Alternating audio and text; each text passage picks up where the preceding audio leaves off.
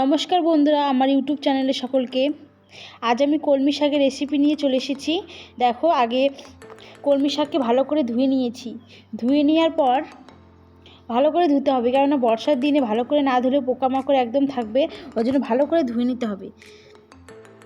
ভালো করে ধুয়ে নেব, 2-3 বার জল দিয়ে ভালো করে আস্তে আস্তে ধুয়ে নেব। ধুয়ে নেওয়ার পরে তারপরে কলমি শাকগুলোকে কুচি কুচি করে কাটবো। দেখতেই পাচ্ছ কাটছি।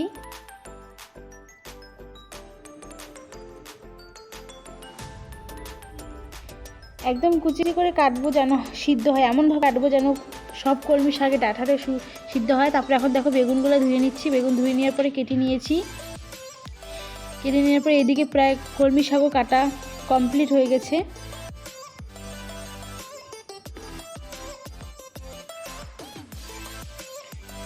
দেখো বেগুনগুলো কেটে নিয়ে এক সাইডে রেখেছি, কলমি শাক কেটে এক সাইডে রেখেছি। সবগুলো এখন মিক্স করে দিয়েছি।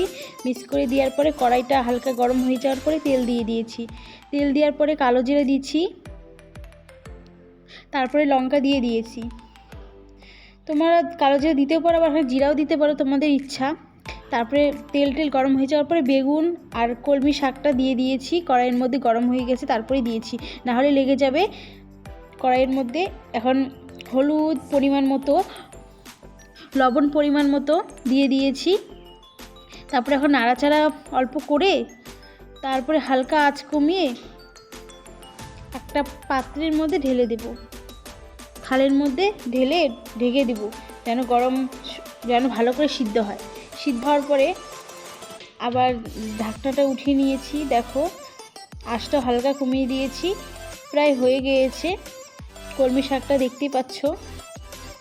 এখন ডাঁটাগুলো আছে, ওগুলো দেখি একটু সিদ্ধ হয়েছে কিনা। প্রায় হয়ে এসেছে,